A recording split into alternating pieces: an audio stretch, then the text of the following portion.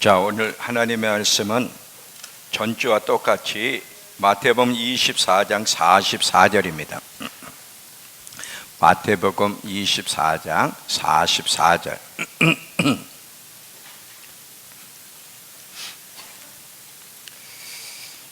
자, 제가 읽겠습니다. 이러므로 너희도 준비하고 있으라. 생각하지 않은 때에 인자가 오리라. 우리 전 시간에 마지막 때를 준비하고 있는가라는 제목으로 말씀을 전했어요. 오늘도 이어서 계속해서 마지막 때를 정말 준비하고 있는가를 한 번 더 전하려고 합니다. 예수님이 계속해서 마지막 때와 관련해서 여러분 신약을 보면 계속해서 강조하고 있는 것들이 있어요. 그 중에 아주 중요한 부분이 때를 아는 것과 그리고 준비하는 거예요. 지금이 어느 때인지를 올바로 인식하고 잘 준비하는 것이 얼마나 중요한지 여러분 마태 사복음서를 보시고 요한계시록을 읽어보시면 얼마나 이 부분을 예수님이 강조를 많이 하셨는지를 알게 돼요. 계속 주님이 이야기하시는 내용들이 뭐냐면 깨어있으라, 준비하고 있으라, 내가 도둑같이 오리니, 내가 진실로 너에게 이르노니 내가 속히 오리라. 이 내용들이 다 공통점이 있어요. 잘 보세요. 깨어있으라, 준비하고 있으라, 내가 도둑같이 온다, 내가 속히 오리라. 이 모든 공통점은 뭐예요? 깨어서 준비하고 있어야 된다고 하는 말을 다양한 각도로 우리에게 강조하고 계신 것을 보게 돼요. 계시록 16장 15절을 보시면 계시록 16장 15절에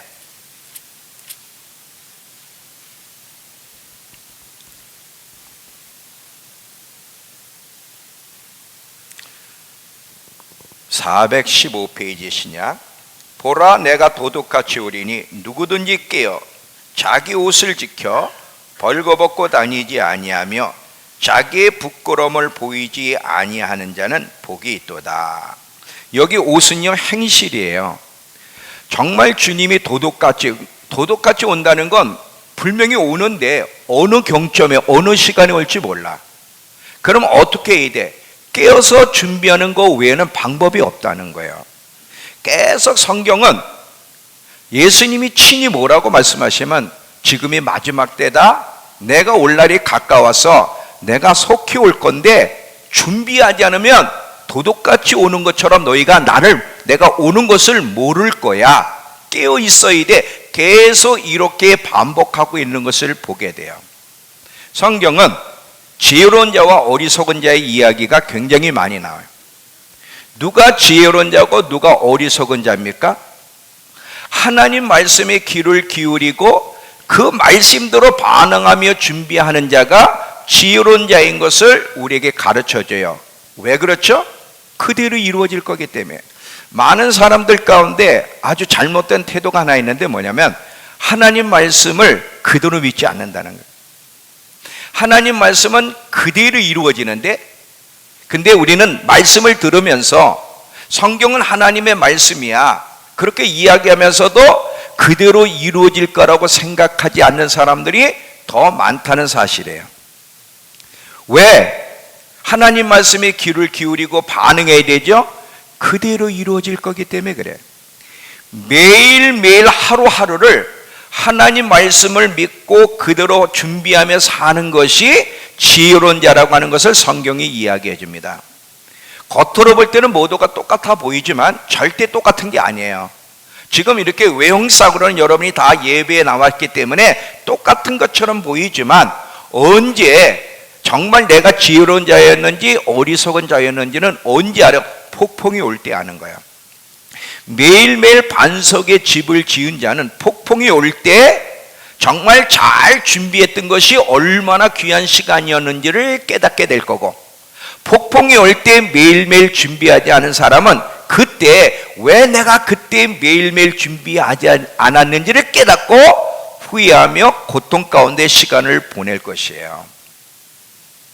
열처녀 비유를 보면 신랑이로다 마저로 나오라, 마태복음 25장 5절에 얘기하잖아요. 신랑이로다 마저로 나오라 할 때 매일매일 기름을 준비하며 불을 꺼뜨리지 않았던, 매일매일 준비했던 지우는 5 처녀는 이때가 기쁨의 시간이지만, 매일매일 기름을 준비하지 않았던 어리석은 5 처녀에게는 신랑이로다 마저로 나오라는 시간이 공포의 시간이 될 겁니다. 왜? 그 현장을 만날 거기 때문에. 정말 하나님 말씀에 귀를 기울여야 돼요. 그리고 그 말씀대로 반응하는 것이 지혜로운 사람이에요. 세상에서 말하는 지혜와 하나님이 말씀하는 지혜는 달라요. 세상에서 말하는 지혜로운 사가 하나님 앞에 얼마나 어리석은 자들이 많은지 모릅니다. 여러분, 노아 시대를 보세요. 하나님이 노아에게 내가 이 세상을 물로 심판할 거다, 방주를 만들라 그럴 때 누가 그걸 받아들였어요? 비가 올 기미가 없는데 그냥 하나님의 말씀을, 경외함이 있었던 노아는 하나님의 말씀 그대로 이루어진다는 사실을 믿고 날씨가 어떻든 그냥 하나님 말씀에 순종할 때 얼마나 많은 사람들이 손가락질했겠어요. 참 어리석은 사람이네. 무슨 홍수로 하나님이 심판한다고? 하나님이 어디 있어? 무슨 비가 온다고 저렇게 큰 방주를 만들고 있어? 참 어리석은 사람이네. 여러분, 누가 지혜로운 사람이고 누가 어리석은 사람이었어요? 홍수가 날 때 그때 진가가 드러나는 거예요. 곧 그 일이 일어날 것입니다. 제가 그랬죠. 지금은 평안하고 안전할 때가 아니라 태풍의 눈 안에 있는, 태풍의 눈에는 고요해요. 그렇다고 태풍이 없는 게 아니라 지금 사방에선 태풍이 불어와. 근데 태풍의 눈 안에 있으면 고요하지만 곧 그 태풍이 휘몰아치고 갈 거란 말이죠. 지금 우리가 그런 상황이 있는데도 불구하고 이것을 인식지 못하여 준비하지 못한다면 그 사람은 정말 낭패를 만날 거예요. 그래서 제가 저번 시간에 이 태풍이 몰아칠 텐데 반석의 집을 지어야 되는데 반석의 집을 짓는 행동 3가지에 대한 이야기를 했죠. 그 3가지가 무엇인지를 다시 한번 짚고 넘어가면서 오늘 2가지를 더 이야기할 겁니다. 저번 시간에 반석의 집을 짓는 행동이 뭐라 그랬어요? 자, 하나님 말씀이 이제 가라는 시대, 기근의 때가 오는데, 그리고 하나님의 사랑이 느껴지지 않는 때가 올 때인데, 그때를 대비하여 지금 하나님 말씀의 홍수 시대인 지금 말씀으로 우리의 마음을 가득 채우고 하나님의 사랑으로 더 사랑을 경험하며 그 사랑으로 우리의 마음을 가득 채워서 오아시스를 만들어내는 것이 마지막 때 기근의 때, 영적 기근의 때를 대비하는 길이라 그랬어요. 여러분, 댐을 한번 생각해 보세요. 댐에는 역할이 있는데 댐에 물을 많이 저장해 두는 이유는 뭐죠? 물이 없을 때, 물이 필요할 때, 기근의 때 물을 대기 위해서 댐을 만들고 거기다 물을 저장해 놓잖아요. 마치 우리 안에 똑같이 영적으로 오아시스를 지금 만들어내야 돼. 이렇게 말씀이 풍요로운 때에 하나님의 사랑을 느낄 수 있는 이 때에 이 모든 하나님의 사랑과 말씀을 우리 안에 풍성히 채워 넣어야만 영적 기근의 때를 대비할 수 있지, 그렇지 않으면 불가능하다는 거예요. 2번째는 어떤 것을 또 어떻게 함으로 또 반석의 집을 짓는 행동이라 그래는 2번째는 하나님이 우리의 진정한 만족이 되셔야 된다. 하나님이 우리의 진정한 만족이 되시는 법을 배우는 것보다 더 중요한 것이 없어요. 많은 사람들은요, 어디에서 만족감과 안정감과 든든함을 생각하느냐면 돈 많이 버는 거, 돈이 많이 벌리는 거를 행복으로 생각하고 든든함과 안정감으로 생각합니다. 좋은 직장, 아니면 노후 대책을 해놨을 때 얼마나 편하네요. 근데 여러분들이 분명히 아셔야 될 것이 있어요. 이 세상은 2가지를 해. 평생 우리를 이용해 먹고 언제든지 우리를 버릴 준비가 되어 있다는 거 잊지 마세요. 이 세상은요, 죽을 때까지 우리를 이용해 먹고, 어떻게 이용해? 먹고 살아야 돼. 돈이 있어야 사람 구실을 해 하면서 먹어야 산다, 돈 있어야 돼, 좋은 대학 들어가야 사랑고시래, 요렇게 거짓말을 시켜가면서 우리의 인생을 소비하게 만들고, 그리고는 언제든 우리를 버릴 수 있는 게 세상이라는 것을 아셔야 돼요. 돈이 여러분 끝까지 여러분 곁에 지켜줍니까? 아니에요. 언제든지 버릴 준비가 돼 있어요. 영원히 우리가 믿을 수 있고, 그리고 우리에게 진정한 만족을 줄 수 있는 분은 하나님 품 외에는 없습니다. 히브리서 가보세요. 히브리서 13장 5절을 보시면,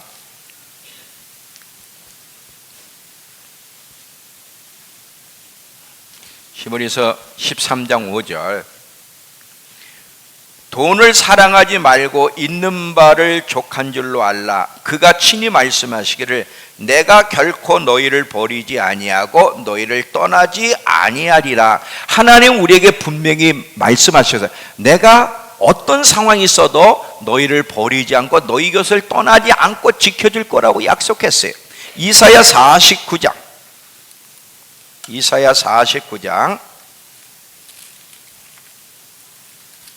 14절서부터 16절까지, 이사야 49장 14절부터 16절.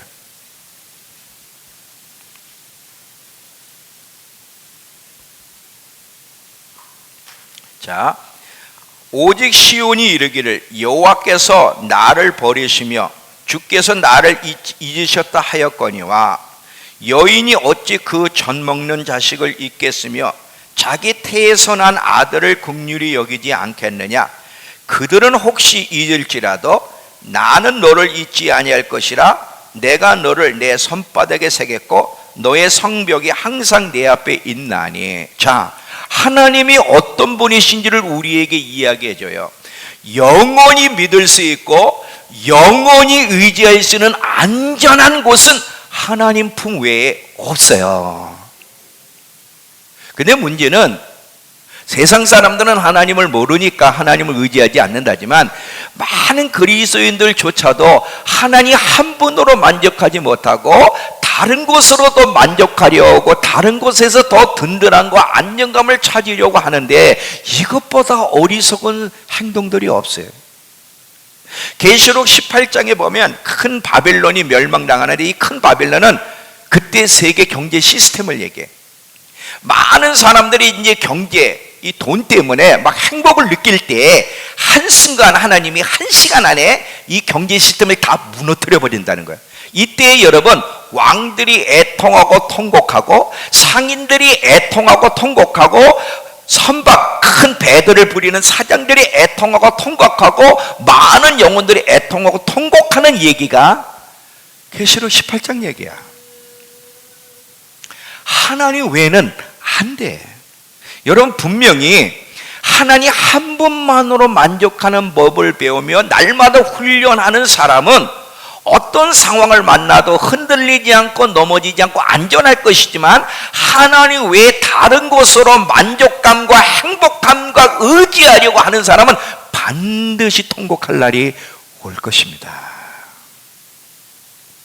성경은 많은 그리스도인들이 배도할 거라고 예언하고 있어요. 특별히 적그리스도나 한 인물이 전 세계 사람들에게 이제 표를 받게 해서 표 없이는 매매도 또 먹고 살 수도 없는 그런 시스템을 만들 때, 이 육신의 편안함과 안락함과 세상의 것으로 행복을 찾으려는 사람들이 누구든 그리스도인들까지 표를 받고 짐승에게 경배하며 배도할 거라고 했는데, 이때 배도하지 않으려면 하나님 한 분만으로 만족하는 법을 지금부터 배우지 않으면 여러분 안 돼. 지금 여러분이 아무 일이 일어나지 않으니까 나는 그때 절대 배도하지 않을 거야라 할 수 있을지 모르지만, 하나님 한 분만으로 만족하는 법을 배우지 못하면 그때 못 견딥니다. 왜? 사람은 안 되게 돼 있어요.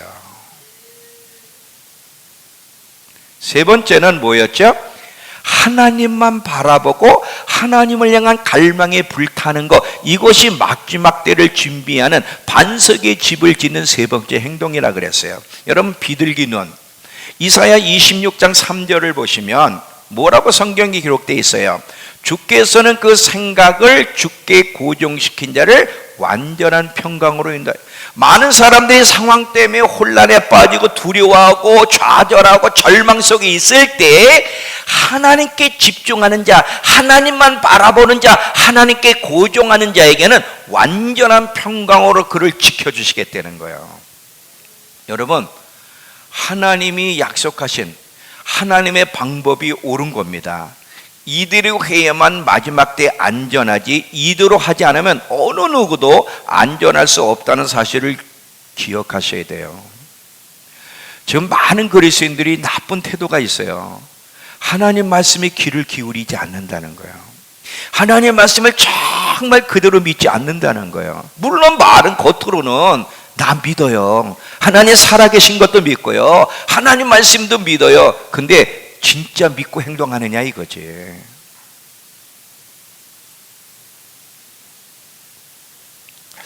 몇 퍼센트가 하나님 앞에 쓸까? 분명히 예수님은요, 구원받는 사람이 많을까요 적을까요 제자들이 질문할 때 예수님이 어떻게 대답해서 좁은 문으로 들어가고 좁은 길로 가라. 그날에 많은 사람들이 구원을 바랄 거지만 구원받는 자가 분명히 적을 것이다. 좁은 문 좁은 길을 이야기하면서 굉장히 적을 것이라 분명히 이야기했어요. 마태복음 24장 13절 14절에도 보면 마지막 때 불법이 성행하고 사랑이 식어질 텐데 끝까지 견디는 자만 구원을 얻으리라 그렇게 했어요. 하나님은 모든 사람에게 기회를 주지만 모두가 구원받지는 못할 거예요. 어떤 사람이 구원받아요? 하나님 말씀에 귀를 기울이고 그 말씀대로 반응함으로 반석의 집을 짓고 준비한 지혜로운 사람만이 살아남을 거라는 사실을 기억하면서 오늘 두 가지를 더 얘기하려고 그래요. 어떻게 마지막 때를 준비해야 되는지를 두 가지를 더 이야기할 겁니다. 우리 여러분 이런 얘기 많이 들었죠? 왕의 대로를 예비하라, 주의 길을 예비하라는 얘기를 포스터에서도 보고 그런 얘기를 많이 들었을 겁니다. 자, 왕의 대로를 준비하라, 주의 길을 예비하라, 이게 무슨 뜻일까요? 이사야 40장 가보세요. 이사야 40장 3절부터 5절까지를 보시면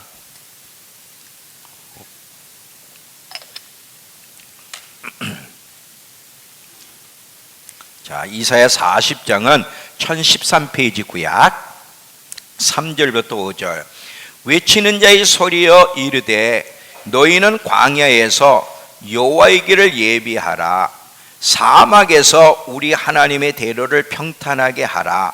골짜기마다 도두어지며 산마다 언덕마다 낮아지며 고르지 아니한 것이 평탄하게 되며 험한 것이 평지가 될 것이요 여호와의 영광이 나타나고 모든 육체가 그것을 함께 보리라. 이는 여호와의 입이 말씀하셨느니라. 자, 이 말을 보면 3절에서는 여호와의 길을 예비하라.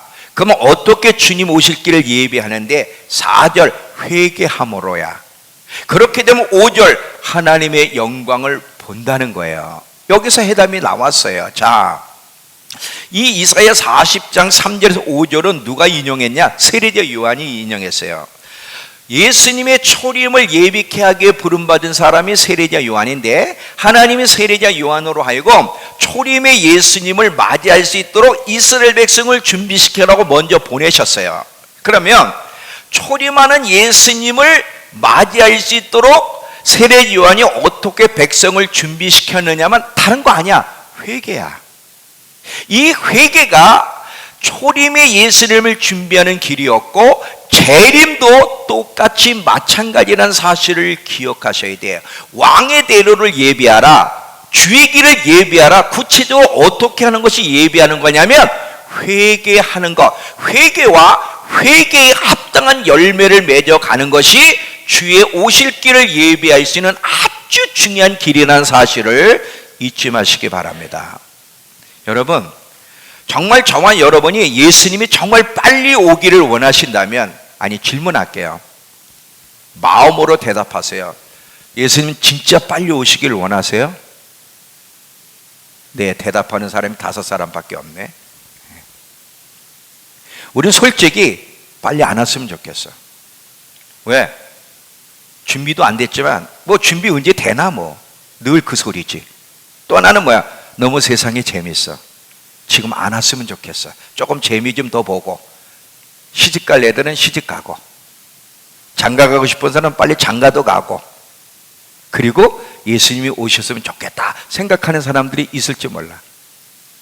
정말 마라나타 주 예수여 오시옵소서 울면서 마라나타를 외칠 수 있는 사람이 얼마나 될까?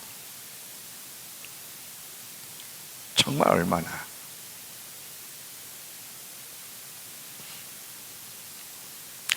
정말 예수님이 빨리 오기를 원한다면 주님이 오실 길을 부지런히 열심히 예비를 해야지, 그렇지 않으면 만날 수 없어요. 여러분, 한 예를 드릴게요. 만약에 미국 대통령이 우리나라를 방문한다고 합시다. 일주일 후에 우리나라를 방문한다고 한다면 우리 대한민국에서는 어떻게 부지런히 준비를 해? 그 대통령을 맞이하기 위해서 온 국민이, 정부가 부지런히 준비하고, 어디서부터? 비행기에 내릴 때서부터 아주 카페트를 쫙 깔아가지고 그 대통령이 오실 길을 예비하듯이, 절대 예비하지 않으면 올 수가 안 되는 것처럼, 예수님의 재림을 정말 학습고대하는 사람들이라면 그분이 오실 길을 미리미리 준비하고 있어야만 오시지, 준비하지 않으면 그분을 맞이할 수 없다는 거예요. 여러분, 성경의 이 사도들을 보면요, 사도들은 누구보다도 굉장히 열심을 내면서 예수님이 오실 길을 예비했던 것을 보게 돼요. 왜 그렇게 열심을 냈죠? 그들은 예수님의 재림을 정말 학습고대했어. 성경 전체를 보세요. 베드로, 요한, 모든 야고보 믿음의 사람들이 계속 이야기하는 거예요. 사도 바울도 꼭 예수님의 재림에 대한 이야기를 항상 자기 서신서에 기록하고 있는 걸 봐. 얼마나 예수님의 재림을 학습고대했는지. 그렇게 기다리고 고대하는 그들은 정말 열심을 내면서 예수님의 오실 길을 예비했던 것을 보게 되는 거예요. 이들은요, 세례자 요한서부터 예수님의 재림을 학습고대했던 제자들을 보면요, 이들은 자는 것도 잠을 줄였고요, 그렇게 퍼지게 앉았어요. 잠도 줄이고요, 못 잘 때가 너무 많았고요, 먹는 것도요 줄이고 금식할 때가 많았고요, 죽음의 위협도 마다하지 않으면서 예수를 증거했습니다. 왜 이렇게 살았어요? 주님을 학습고대했기 때문에. 아까도 그랬죠. 마라나타 주 예수여 어서 오시옵소서. 우린 계속 마라나타 주 예수여 오시옵소서 기도도 하고 노래도 하지만, 정말 예수님이 오실 길을 예비하는 일에 힘쓰며 준비하는 사람이 얼마나 될까를 생각해 봐야 돼요. 하나님은요, 항상 우리의 중심을 보시기 때문에 노래는 하지만 그 노래하는 사람의 중심에 정말 주님이 오시기를 정말 고대하는지를 중심을 보신다는 거 아셔야 돼요. 노래도 진실되게, 기도도 진실되게, 정말 주님 어서 오시라고 고대하며 부지런히 준비한다면 얼마나 좋을까. 여러분, 영적으로도요, 영적으로 그렇게 예민하지 못해도 영적으로 좀 무감각한 사람이라도 이 세태 돌아가는 걸 보면, 아, 정말 예수님이 오실 날이 가까웠다는 것을, 정말 하나님 백성이라면 믿음 생활을 잘 못해도 그 사람이 진짜 거듭난 사람이라면 주님 오실 날이 임박했다는 것을 느끼게 되어 있어요. 절대로 못 느낄 수가 없어. 목사님이 안 가르치는데 천만에, 목사님들이 안 가르쳐서 지금이 어느 때인지를 인식지 못하는 사람이 있기도 해. 그래서 어느 분이 저한테 전화했죠. 자기 구역 전체가 내 설교를 듣는다고. 얼마나 답답하면. 근데 그럼에도 불구하고 그분이 정말 그런 분 한 분 한 분이 정말 깨어 있다면, 하나님은요, 목사님이 설교를 안 해도요 어떤 모양으로든 가르쳐 주세요. 왜? 자기 백성을 어떻게 안 가르쳐 줄 수가 있어? 예수님이 곧 오실 텐데 어떻게 주님이 오실 길을 예배할 수 있죠? 믿음? 물론 예수를 믿어야 돼요. 근데 믿음만 가지고 교회 생활만 가지고는 주님 오실 길을 예배할 수 없다는 사실이에요. 믿어야 되고 교회 생활도 하고 예배도 드려야 되지만 더더욱 중요한 것은 날마다 회개와 회개에 합당한 열매를 맺어 가야만 재림하는 예수님을 맞이할 수 있지, 회개 없이는 절대로 예수님의 재림을 맞이할 수 없다. 자, 마태복음 4장 17절. 마태복음 4장 17절. 예수님이 직접 말씀하셨어요.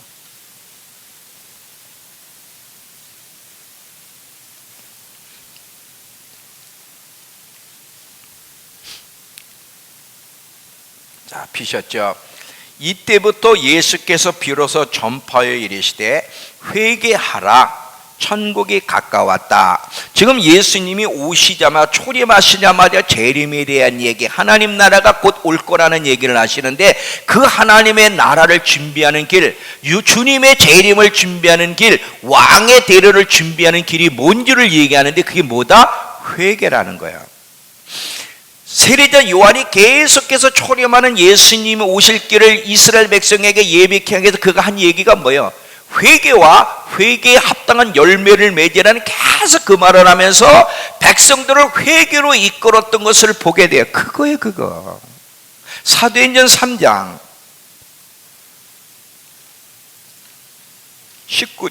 19절서부터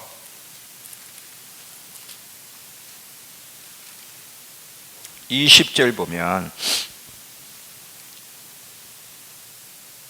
그러므로 너희가 회개하고 돌이켜 너희 죄 없이 함을 받으라. 이같이 하면 새롭게 되는 날이 주 앞으로부터 이를 것이요 또 주께서 너희를 위하여 예정하신 그리스도 곧 예수를 보내시리니. 그러면 여러분, 회개하지 않으면 예수를 믿었는데도 천국 못 갑니까? 못 갑니다.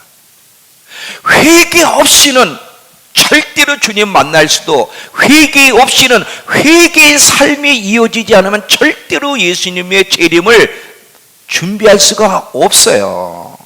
고린도전서 6장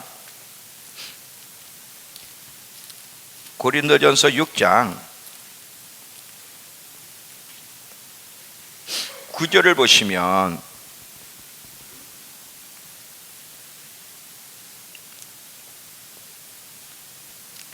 불의한 자가 하나님 나라를 유업으로 받지 못할 줄 알지 못하느냐?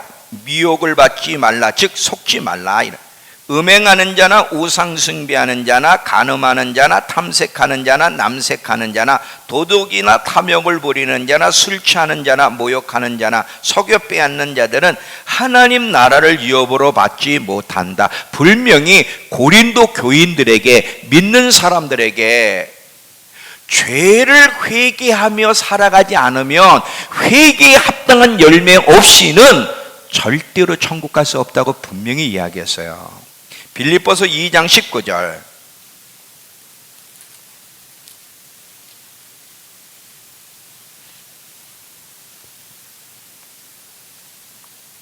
빌립보서 2장 19절이 아니라 제가 12절 19절이 아니라 12절. 그러므로 나의 사랑하는 자들아, 너희가 나 있을 때뿐 아니라 더욱 지금 나 없을 때에도 항상 복종하여 말씀대로 순종하여 두렵고 떨림으로 너희 구원을 이루어 가라.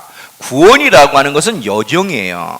예수를 믿어 거듭나 구원의 여정이 시작됐지만 그걸로 완성된 것이 아니라 마지막까지 구원을 계속 순종함으로, 회개함으로 구원을 이루어 가야지, 회개와 회개에 합당한 삶이 없이는 주님을 대면할 수 없다는 거예요. 여러분, 요한계시록에 7교회가 나오잖아요. 그 7교회에 계속 주님이 지적하는 교회, 지적을 안 당한 교회는 2교회예요. 고난받는 서머나 교회하고 말씀대로 순종하는 빌라델피아 교회만 책망이었고 나머지 5교회는 다 책망이 있는데 계속 책망하면서 잘한 것도 칭찬하면서 책망하면서 뭐라 그래? 회개하라, 회개하라, 회개하라, 돌이켜라. 그러지 아니하면 이렇게 나와요. 자, 잘 보세요. 오늘 이 회개가 얼마나 중요한지를 좀 이야기할 텐데 많은 그리스도인들이요, 회개가 얼마나 중요한지 몰라. 예수 믿으면 끝났다고 생각해. 자꾸 믿음으로 은혜로 자꾸 얘기를 하는데 믿음과 은혜는 계속 반복해야 돼요. 중요한 내용이니까. 그런데 그거보다 더 중요한, 똑같이 반복해야 될 것이 있다면 회개야. 아니, 한 번 회개로 끝나는 거 아닙니까? 아니에요. 날마다 매일매일 하나님이 지적하시면, 깨닫게 해주시면 회개하며 돌이키며 계속 순종해 나아가는 것이 구원에 이르는 길이고 이곳이 예수님의 재림을 만나는 길이에요. 회개 없이는 절대로 주님을 만날 수 없다. 이거는 신약과 구약의 똑같은 원리인데 잘 보세요. 오늘 구약에서 성막을 잘 보더라도, 그리고 절기를 잘 보더라도 똑같은 원리는 회개가 주님을 만나는 길이에요. 회개 없이는 절대로 안 된다는 것을 이 구조 속에서도 보게 되는데, 여러분 성막을 보면, 자, 성막입니다. 여긴 바깥들이고 안뜰 안에 번제단이 있고요, 물두멍이 있어요. 그리고 이 안에 들어가면 이제 성소고요, 성소 안에 휘장 안으로 들어가면 지성소잖아요. 이 지성소가 하나님을 만나는 하나님의 임재가 있는 곳인데, 여기에 들어가려면 반드시 번제단과 물두멍을 통과를 해야 돼. 번제단이 뭐예요? 짐승을 다 각을 떠서 제단에 바치는 거고, 물두멍에서 손을 씻은 다음에서야 성소에 들어가고, 그리고서야 지성소에 들어가요. 만약에 번제단과 물두멍을 통과하지 않고 지성소에 들어가려고 하는 자는 죽습니다. 번제단과 물두멍이 뭐예요? 한마디로 회개를 말하는 거예요. 회개 없이, 그러면 제사장이, 자, 작년에 이렇게 들어갔어. 그러면 작년에 이렇게 했으니까 올해 그냥 들어가도 돼? 아니야. 매번 성막 안에 지성소에 들어가려면 매번 번제단과 물두멍을 통과해야 되듯이 매일매일 회개하며 말씀대로 순종하는 것이 주님을 만나는 길이라는 것을 잊지 마세요. 이게 하나님이 세우신 원리예요. 자, 출애굽기 19장으로 가보시면, 출애굽기 19장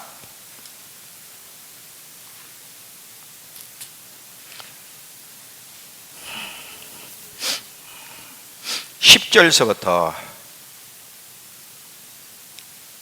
11절을 보시면,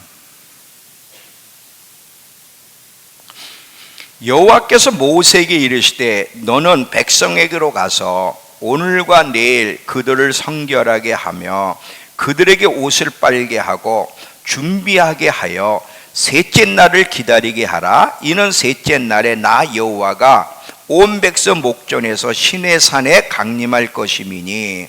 자, 지금 하나님이 이스라엘 백성들 가운데 강림하시기를 원하세요. 근데 강림하실 때 그 백성들이니까 믿으니까 그냥 강림한 게 아니야. 우리가 믿지만 연약함 속에 있기 때문에 죄를 짓는단 말이죠. 거룩하신 빛 대신 하나님을 만나려면, 하나님과 계속 지속적인 관계를 맺으려면 회개와 회개에 합당한 열매가 있어야만 그분과 지속적인 관계를 맺을 수 있고, 그분을 만날 수 있고, 그분을 대면할 수 있는 거예요. 이건 아주 영원한 원리예요.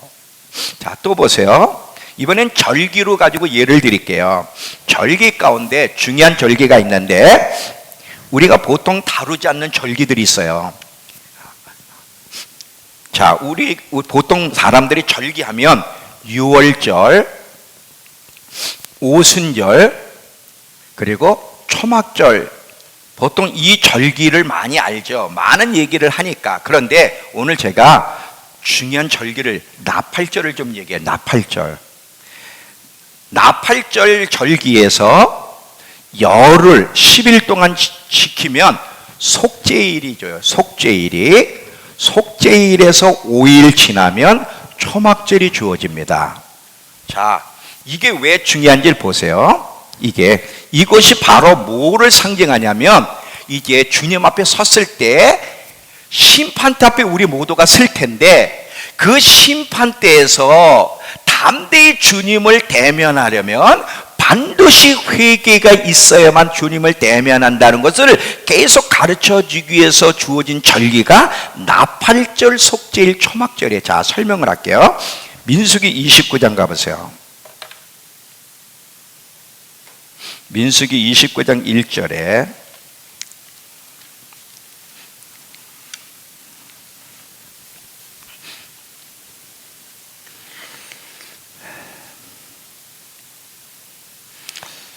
일곱째 달에 이르러는 그달 초하루에 성회로 모이고 아무 노동도 하지 말라. 이는 너희가 나팔을 불 나팔절이다. 그래. 자, 나팔절에 나팔을 부는데 이 나팔을 부는 이유는 깨어나라는 거야. 일어나라는 거야. 악한 길에서 하나님께로 돌아오라고 촉구하기 위해서 나팔절 때 나팔을 부는데, 이 나팔절을 어떻게 지키는지 잘 들어보세요. 먼저 나팔절 전날에 이스라엘 백성들이 목욕을 하고 머리를 깎고 하얀 옷을 입습니다. 이렇게 입고서 모여서 무슨 기도를 하느냐면, 우리 이름이 생명책에 기록되게 해달라고 기도하면서 이들이 물가로 가요. 잘 봐요. 물가로 가서 거기서 회개 기도를 하는데, 미가서 7장 19절 말씀을 가지고 회개 기도를 해요. 미가서 가보세요. 미가서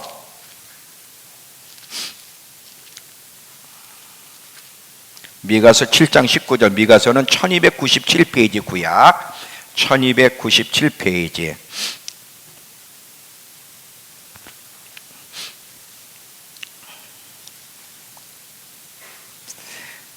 자, 미가서 7장 19절 보면, 다시 우리를 불쌍히 여기셔서 우리의 죄악을 발로 밟으시고 우리의 모든 죄를 깊은 바다에 던지시리이다.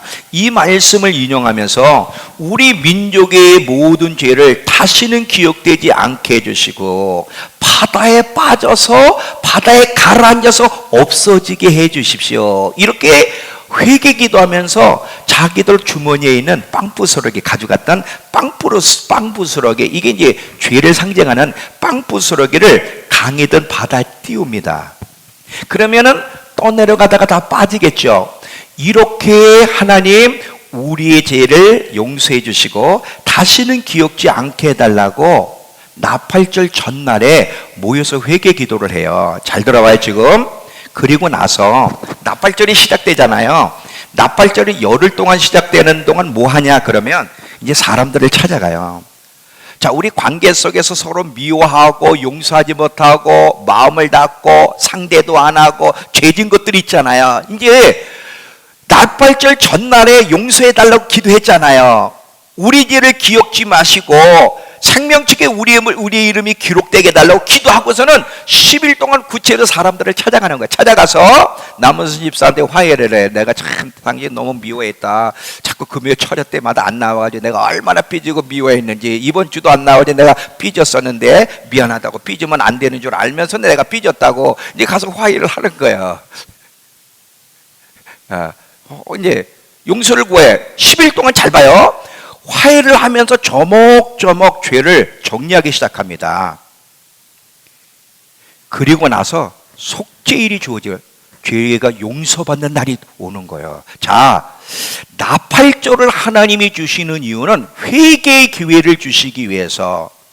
왜냐하면 나팔절을 잘 보내야만 죄를 용서받게 되는 거예요. 초막절은 예수님의 재림을 상징하는 절기인데, 누가 예수님의 재림, 누가 심판대를 담대하게 올바르게 맞이할 수 있느냐 하면 나팔절을 어떻게 보냈느냐, 얼마나 회개하며 살았느냐가 심판대를 어떻게 대면할지를 가르쳐 주는 거예요. 그러니까 매년 이스라엘 백성에게 이 나팔절과 속죄일과 초막절을 주신 것은요, 주님의 재림을 잘 잘 준비케 하기 위한 메시지가 그 속에 담겨 있는 거예요. 이해가 되세요? 네. 이걸 매년 하는 거예요. 매년. 하나님도 저와 여러분이, 저도 온전치 못하고 여러분도 온전치 못해요. 우리 예수를 믿지만 눈으로, 생각으로, 말로, 행동으로 늘 죄짐에 사는 게 우리의 모습이란 말이에요. 그럼 어떻게 해요? 매일매일 회개하고 입술로만 고백이 아니라 정말 그렇게 살아내려고 애를 쓰면서 예수의 피로 날마다 씻으며 살아갈 때 주님의 재림을 맞이할 수 있는 거지, 이런 회개와 회개에 합당한 열매가 없이는 절대로 주님을 만날 수도, 주님의 재림을 준비할 수도, 기도의 응답을 받을 수도 없고요. 그리고 생명나무에 나아가며 문들을 통해 거룩한 새 예루살렘에 들어갈 수도 없어요. 계시록 22장 14절. 계시록 22장 14절.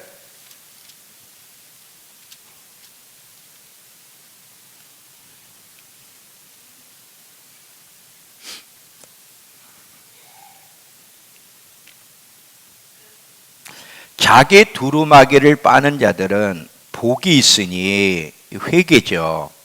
왜? 이런 사람에게 어떤 권세가 주어지는가? 이는 그들이 생명나무에 나아가며 문들을 통하여 새 예루살렘 거룩한 성에 들어갈 권세를 받으려 함이로다 그랬어요. 그러니까 회개가 이 그리스도인의 삶에 얼마나 중요한지를 이야기하고 있다는 사실이죠. 그러면 뭐를 회개해야 될까요? 많죠. 우리가 이제 성경을 말씀을 들으면서 하나님이 지적을 하시면 조목조목 회개를 해야 되는데, 그럼에도 불구하고 오늘 두세 가지만 뭐를 회개해야 돼? 첫 번째, 하나님 말씀을 듣고도 반응하지 않는 죄. 이 불순종의 죄가 얼마나 큰지. 이스라엘 백성들이 하나님 앞에 심판받는 핵심은요, 우상 숭배인데 불순종의 죄예요. 특별히 이 불순종이 이스라엘의 실패를 이끌어 왔는데, 근데 사실 이스라엘만이 아니야. 아담에서부터 온 인류 역사를 보면 인간들을 불행하게 만든 핵심은 불순종이었어요. 아담과 하와가 선악과를 따먹어 불순종함으로 저주를 받았고요, 사울 왕이 불순종함으로 왕에서 쫓김받았고요, 이스라엘 백성이 불순종함으로 가나안 땅에 못 들어가고 전부 다 하나님 말씀의 불순종이 인간을 불행하게 만들었다는 사실을 기억하면서 조목조목 하나님 말씀대로 회개를 해야 돼. 근데 우리는 하나님 말씀을 듣고도 회개를 안 해. 이게 문제야. 두 번째는 어떤 거예요? 고집스러운 죄예요. 자, 로마서 2장 4절 5절을 보시면,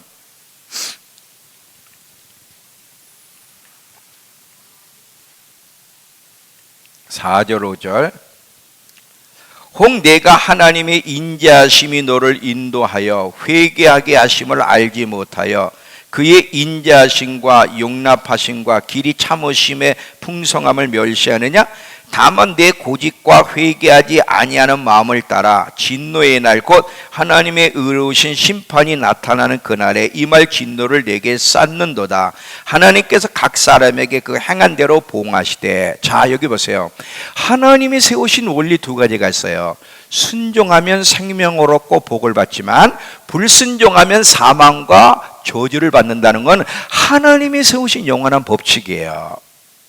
근데 여러분 생각해봐. 그러면 우리가 불순종하면 많이 사는데 왜 즉시 안 죽어? 이유가 뭐예요? 하나님이 농담하시나? 아니거든. 하나님 말씀은 영원히 진리예요. 그래서 불순종하면 벌을 받는데 왜 지금 벌을 안 받아? 하나님이 참으시는 거, 기다리는 거예요.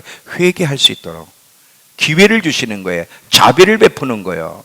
근데도 그걸 모르고 계속 하나님이 권면하는데도, 경고하는데도 회개하며 고치지 않고 계속 고집을 부리고 마음이 완고한 것은 하나님의 진노를 계속 쌓는 행위라는 거지. 절대로 여러분 하나님이 그냥 지나가지 않으세요. 언젠가는 대가를 받게 하시기 때문에 그래서 고집을 부리면 안 되는 거예요.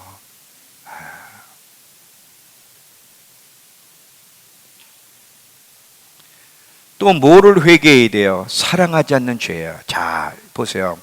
마태복음 24장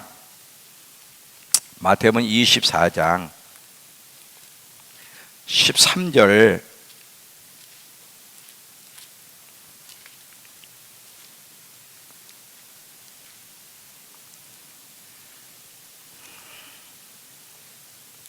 마태복음 24장 12절 13절 불법이 성함으로 많은 사람이 사랑에 식어지리라. 그러나 끝까지 견디는 자는 구원을 얻으리라. 잘 보세요. 지금 이 봐요. 하나님이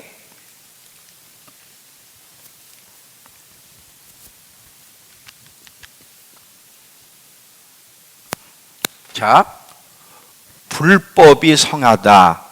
사랑이 식어지고 불법이 성한다. 이게 어떻게 같이 가는가 보세요. 사랑이 사람들 안에 사랑이 흐르게 되면, 사랑이 많으면 악은 극성을 부릴 수 없어요. 옛날 우리나라에 그래도 정이 있을 때, 사랑이 있고 그래도 정이 있을 때는요, 이 사회가 이렇게 악하지 않았어. 근데 점점 갈수록 사회는 물질 문명은 발달해 가는데, 과학 문명이 발달해 가는데, 편리한 세상인데 인간성은 점점 망가지고 악해져 가는 거거든. 왜 그래? 사랑이 식어지면, 사랑이 없어지면 악의 열매만 남게 되는 거예요. 그래서 불법이 성행하는 거죠. 지금 여러분, 점점 인간들이 점점 사랑이 식어져 가면서 점점 악해져가. 그래서 용서하지 못하고 미워하고 분노하고 증오하고 마음을 닫고, 이게요 불신자에게만 있는 일이 아니에요. 그리스도인들 가운데 얼마든지 이게 있어요. 그 속에 쓴뿌리를 집어넣고 말이지. 사랑이 식어질수록, 그래서 하나님의 사랑이 불붙어야 되는데, 자, 하나님의 사랑이 제대로 불붙으면 이웃사랑이 되는 거야. 이웃사랑은 하나님의 사랑이 주어질 때만 되는 거지, 하나님의 사랑이 없이는 이웃사랑이 안 돼. 사랑이 떠나면 그리스도인들도 악의 열매만 맺어지는 거야. 사랑하지 않는 게 죄라는 걸 알아야 돼. 계속 용서하지 않고 마음의 문을 닫고 남 얘기하고 쓴뿌리를 갖고 미워하는 거. 그런데 이 그리스도인들이 사랑하지 않는 게 죄라는 사실을 잘 몰라요. 자, 주님의 재림을 어떻게 대비할까? 왕의 대로를 준비한다는 게 뭘까? 회개야. 회개와 회개에 합당한 열매가 왕의 대로를 예비하는 길이고요. 하나 더 얘기할게요. 또 하나는 뭐냐? 어떤 것이 주의 오실 길을 예비하는 거냐? 하나님을 향한 사랑을 회복하는 거. 자, 첫 번째는 회개고요. 두 번째는 하나님을 향한 첫사랑을 회복하는 거예요. 왜 이게 예수님의 재림을 준비하는 아주 중요한 요소인지를 이야기하고 마무리할게요. 자, 기독교와 타종교의 차이점이 있다면, 기독교는 창조주와 관계를 맺을 수 있다는 거예요. 인격적인 관계. 잘 봐요. 다른 종교는요, 그들에게도, 그 종교에도 그들 나름대로 신이 있고요, 가르침이 있어요. 근데 그 신들하고 그들은 인격적인 대화가 없어. 근데 기독교는 하나님이 살아계신데, 그 살아계신 하나님과 인격적인 관계를 맺을 수 있다는 것이 기독교의 특징이고 다른 종교와 다른 점이에요. 여러분, 사람하고 인격적인 교제를 나눈다면 이해가 되는데, 어떻게 창조주 하나님과 인간이 인격적인 대화를 나눌 수 있죠? 이게 기독교예요. 기독교는 하나님과 인간의 러브 스토리가 기독교에, 이게 얼마나 놀라운지 아세요? 예수님이 이 땅에 오셔서 십자가에 죽으신 이유는 단순히 우리를 죄 용서해 주시고 천국만 데려가기 위해서가 아니라 이 사랑의 관계, 러브 스토리를 회복시켜 주시기 위해서예요. 그러니까 잘 보세요. 여러분이 하나님을 생각할 때 단순히 살아계신 분, 신으로만 생각하는 것이 아니라 오늘 저녁에도 이 얘기를 또 할 겁니다. 하나님을 인격적으로, 인격체로 대하면서 관계를 맺어야 돼. 왜? 그렇게 될 수 있기 때문에. 기독교는 하나님과 관계를 맺을 수 있는데 그 전능하신 하나님과 사랑의 관계를 맺을 수 있다는 것이 기독교예요. 이 사랑에 빠진 것은 진정한 기독교가 될 수 없어요. 그러니까 이 하나님을 향한 이 첫사랑을 회복하는 일이 왜 중요하냐면 이 사랑이 식어질 수 있기 때문인데, 첫사랑을 회복하는 길이 기독교의 본질로 돌아가는 길이고 주님의 재림을 준비하는 길이라는 걸 잊지 마시기 바랍니다. 여러분, 성경에 보면 요한계시록에 순교자들이 많이 나오잖아요. 근데 막 목뱀을 당하는데도 어떻게 순교할 수 있는가? 우리는 지금 이런 상황이, 우리한테 그 상황이 주어지면 우리는 순교 못해. 부인하지. 근데 이 순교자들이 어떻게 순교할 수 있었느냐 하면 다른 게 아니야. 하나님의 사랑에 붙잡히면, 하나님의 사랑에 불붙으면 그게 가능하다는 거예요. 왜냐하면 여러분, 사랑은 눈에 보이는 것이 아닌데 사랑에는 놀라운 힘이 있는데 뭐냐면, 사랑하게 되면 한계를 뛰어넘는 행동, 목숨까지 내놓을 수 있는 힘이 사랑 속에 있어요. 여러분, 모성애라는 거 알잖아요. 자, 우리 많이 그 얘기 들어요. 집에 불이 났는데 불을 다 끄고 가보니까 엄마가 웅크리고 다 죽었어. 그래서 뭐를 웅크리고 있는가 봤더니 엄마를 제끼고 보니까 그 안에 갓난 아기가 있더라는 거지.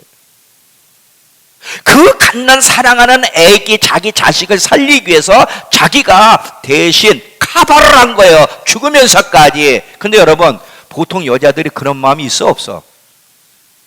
처녀들에게 그런 마음이 있어 없어? 없어. 여자는 원래 안 돼.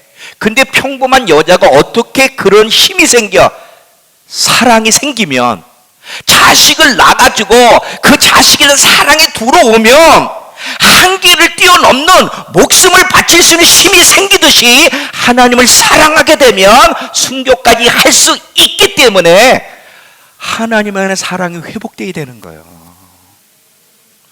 하나님을 향한 사랑이 회복되면요, 우선순위에서 절대 하나님을 뒤로 미루지 않아요. 절대 입에 안 빠져요.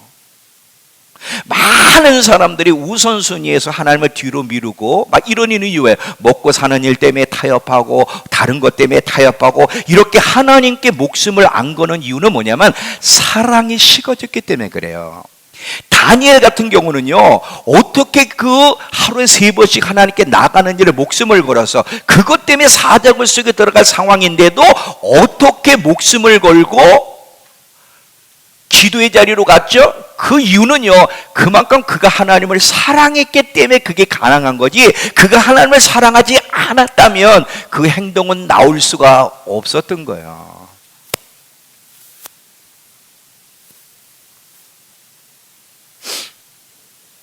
하나님이 저와 여러분에게 원하는 건 많은 것이 아니다. 사실은 우리가요, 찬양으로도 하나님을 섬기는 게 중요하고요, 또 애들을 가르치는 것을 통해서도 하나님을 섬기는 게 중요하고요, 여러 가지 봉사로 하나님을 섬기는 게 중요한 건데, 근데 하나님이 원하는 건 이게 첫 번째가 아니에요. 첫 번째는 뭔지 아세요? 하나님을 사랑하는 거예요. 자, 첫 계명과 두 번째 계명을 잘 구분하세요. 첫 번째는요, 하나님을 사랑하는 거예요. 두 번째는 우리가 지금 다 이웃을 섬기는 거야. 주님을 위해 봉사하는 것도. 첫 계명이 돼야만 첫 계명 속에서 두 번째 계명이 이루어져야 그게 올바른 거야. 하나님을 사랑하고, 사랑하기 때문에 찬양하고, 사랑하기 때문에 가르치고, 사랑하기 때문에 봉사해야지, 사랑이 바탕이 안 된 모든 섬김은 하나님 앞에 가치가 없다. 그래서 요한계시록 첫 교회 에베소 교회를 향해 너희가 믿음도 있고 인내도 있고 수고도 있고 악한 자를 용납지 않은 것, 다 귀한 것도 있는데, 근데 너희가 잃어버린 것이 있는데 처음 사랑을 잃어버렸구나.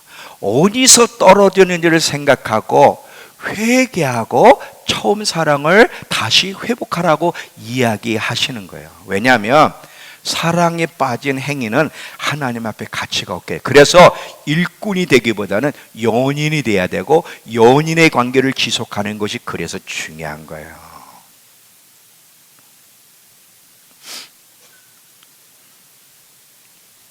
이해가 되세요? 자, 결론을 내릴게요. 믿음, 소망, 사랑, 이 세 가지는 영원히 있을 건데 그 중에 제일은 사랑이라. 왜 이 사랑의 중에 사랑만이 우선순위에서 항상 타협하지 않고 하나님을 위해 죽을 수 있지, 믿음, 소망 가지고는 못 죽어. 하나님을 믿어도요, 소망을 가져도요, 하나님에서 죽을 수는 없어요. 하나님을 죽을 수 있는 길은 사랑이 불붙어야 돼. 사랑만이 하나님을 향해 죽을 수가 있는 거야. 믿음, 소망, 사랑 다 귀한데 그 중에 제일은 사랑이라. 하나님은 우리가 하나님 정말 주님을 사랑합니다 하지만 진짜 사랑하는지를 질문해요. 그때 하나님이 여러분에게 이렇게 묻습니다. 너 지연아, 너 나를 위해 죽을 수 있겠니? 하나님, 저 주님 사랑해요. 상미야, 나 네 소리 듣는 게 너무 고마운데 너 진짜 나를 위해 죽을 수 있겠니? 네 사랑이 진짜니? 이렇게 질문하는 거예요.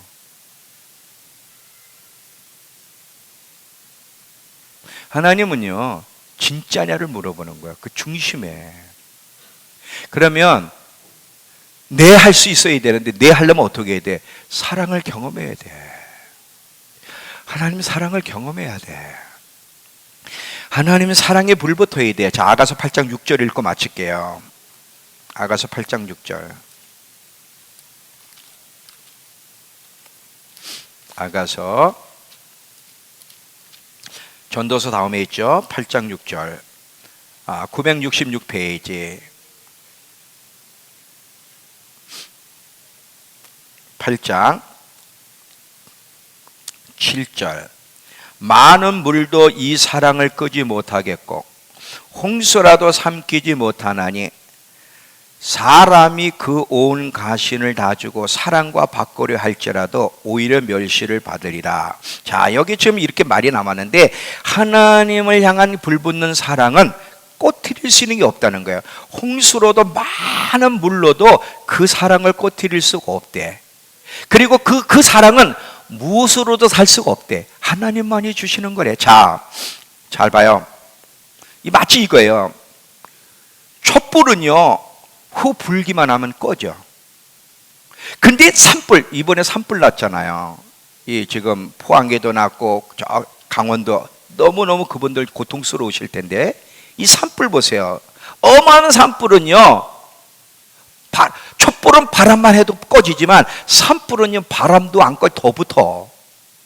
그리고 물로도 끌 수가 없어. 그러니까 물로도 꺼지지 않으려면 강렬한 불이 있어야 되듯이 우리의 신앙을 넘어뜨리지 않으려면, 정말 주님의 목숨을 바칠 수 있는 그 신앙을 유지하려면 어떤 곳으로도 끌 수 없는, 홍수와 물로도 끌 수 없는 하나님의 사랑의 강력한 불이 우리 안에 타오르고 있어야만 그게 가능하다는 거예요. 그 사랑을 경험해야 돼. 그 사랑에 사로잡혀야 돼. 그래서 첫사랑을 계속해서 주님이 회복하라고 하시는 것이 바로 그거예요. 이것이 주님의 재림을 준비하는 길입니다. 여러분, 주님이 곧 오세요. 곧 태풍이 불 텐데 정말 마지막 때를 준비하며 있는지, 왕의 대로를 정말 예비하면서 살아가고 있는지를 돌아보시면서 그렇지 못하다면 오늘 두 가지 정말 회개하고, 그리고 잃어버린, 식어진 하나님의 첫사랑을 회복하면서 주님 오심을 잘 준비할 수 있는 저와 여러분 되길 축원합니다.